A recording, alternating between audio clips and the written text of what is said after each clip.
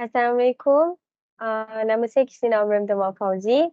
Nombor metrik 2023382815. Hari ini saya akan bentangkan topik 1, pengenalan Mesir Purba. Dalam tajuk saya ada 3 subtopik iaitu asal-usul Mesir Purba, kedua adalah sejarah pembentukan Mesir Purba, ketiga adalah penduduk Mesir Purba. Asal-usul Mesir Purba. Mesir Purba boleh diibaratkan sebagai sebuah kawasan oasis di tengah-tengah padang pasir di bahagian timur Laut Afrika yang bergantung kepada banjir tahunan Sungai Nil untuk menyokong kegiatan pertanian penduduknya. Sumber kekayaan utama negara berasal daripada dataran banjir yang subur di lembah Nil.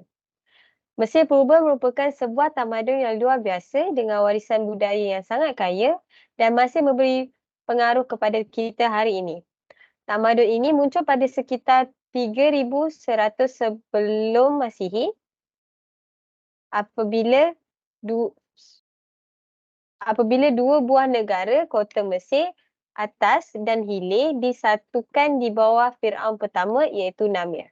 Seterusnya, salah satu keistimewaan orang Mesir kuno adalah seni bina yang memukau seperti piramid, kuil dan struktur monumental yang lain. Mereka juga memberikan sumbangan yang besar dalam bidang matematik, perubatan, astronomi dan bidang lain. Agama yang kompleks dan berasaskan penyembahan banyak dewa dan dewi membentuk budaya Mesir kuno. Contohnya, Firaun dianggap sebagai makhluk ilahi dan pemerintahan mereka dibenarkan melalui hubungan yang erat dengan Tuhan. Seterusnya, beberapa nama telah digunakan untuk Mesir. Salah satu nama purba yang paling terkenal adalah Kemet yang berarti tanah hitam. Tanah subur yang dihasilkan oleh banjir ini sangat penting bagi keberlangsungan hidup Mesir kuno, di mana kesuburan memiliki peranan penting dalam agama mereka.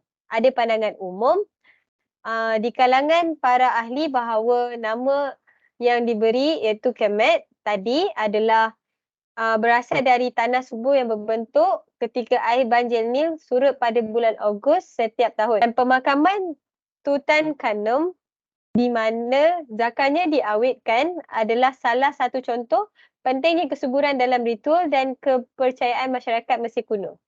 Terusnya ialah sistem kelas sosial yang kompleks. Pertama adalah Firaun, kedua adalah golongan pemerintah iaitu seperti bangsawan dan pegawai kerajaan. Yang ketiga adalah golongan pertengahan seperti artisan, peniaga, tabib dan sebagainya.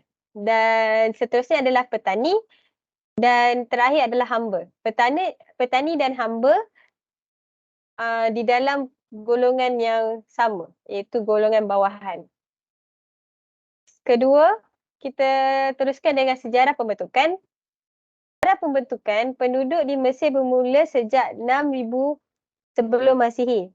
Dari kampung-kampung kecil, mereka bersatu untuk membentuk negara yang terdiri daripada dua kerajaan utama, iaitu Mesir Hilir di utara yang merangkumi delta Sungai Nil hingga ke Laut Mediterranean dan Mesir Atas di selatan yang merangkumi lembah Nil. Pada sekitar 3100 sebelum Masihi, seorang raja yang kemudian dikenali sebagai Firaun menggabungkan kedua-dua kerajaan ini menjadi sebuah negara yang mana sejarah Mesir kuno bermula daripadanya. Dibahagikan kepada beberapa tempoh yang berbeza oleh para ahli sejarah. Zaman pradinastik, century 500 to 3100 before century. Zaman batu akhir di timur Laut Afrika bertukar daripada berburu kepada pertanian dan membuat kemajuan awal yang membuka jalan bagi perkembangan seni dan kerajinan, teknologi, politik dan agama Mesir. Seterusnya adalah zaman dinasti awal, century 3100 to 2575 before century. Raja Menes telah menubuhkan ibu negara Mesir kuno di White Walls, kemudian dikenali sebagai Memphis, di utara berdekatan dengan hujung delta Sungai Nil. Bagi orang Mesir purba, raja adalah makhluk yang seperti Tuhan, sangat berkait dengan Tuhan yang berkuasa, Horus. Oleh itu, rakyat Mesir harus menghormati mereka. Penulisan hieroglifik terawal juga berasal dari zaman ini.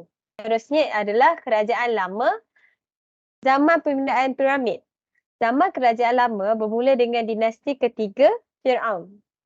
Sekitar 2630 sebelum Masihi, Raja Hijaz dari dinasti ketiga meminta Imhotep, seorang arkitek, pendeta dan penyembah untuk merancang sebuah monumen pemakaman untuknya. Hasilnya adalah bangunan batu besar pertama di dunia, piramid bertingkat di Saqqara dekat Memphis. Pembangunan piramid Mesir mencapai puncaknya dengan pembangunan piramid besar di Giza di pinggiran kota Kairo. Sejarawan Yunani kuno Herodotus memperkirakan bahawa 100,000 orang membangunkan selama 20 tahun. Dua piramid lain dibangunkan di Giza untuk pengganti Khufu iaitu Khafra dan Menkaura. Pada masa ini, Firaun mempunyai kuasa dan kekayaan yang cukup untuk membina piramid sebagai penghormatan kepada mereka. Itulah sebab kerajaan lama kadang-kadang dipanggil zaman piramid. Firaun pada masa ini kebanyakannya dikaitkan dengan Tuhan Matahari Ra, misi yang akan kekal sepanjang sejarah Mesir.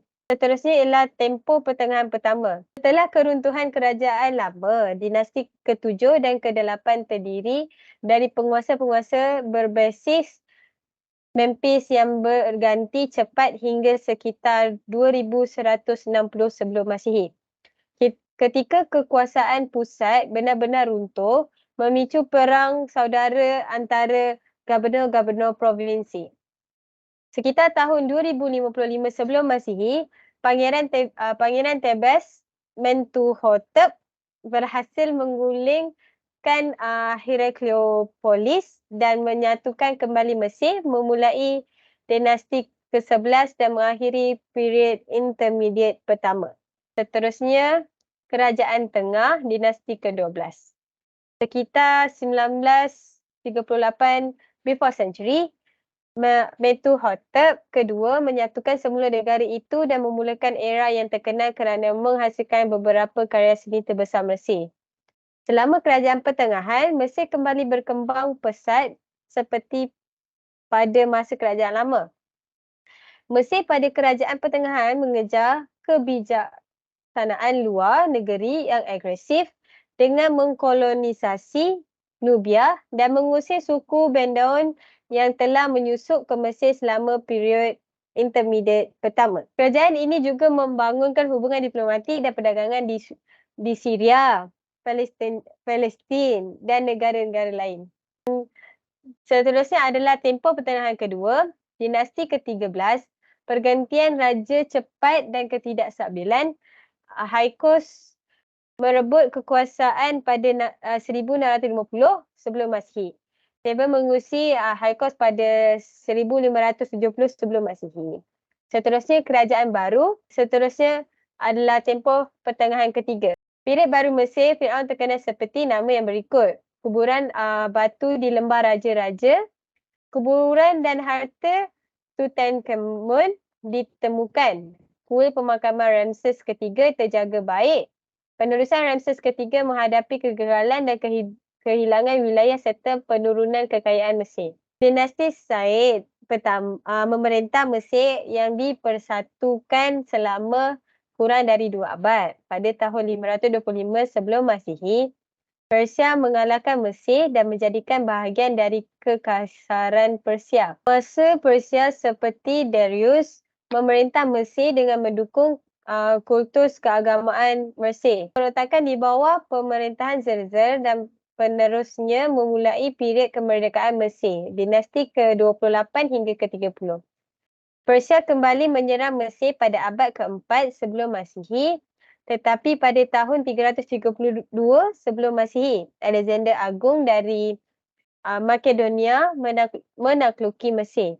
Setelah Alexander, Mesir diperintah oleh dinasti Ptolemaic termasuk Cleopatra ke-7. Pada tahun 31 sebelum Masihi, Mesir diserahkan kepada Octavian dari Romawi.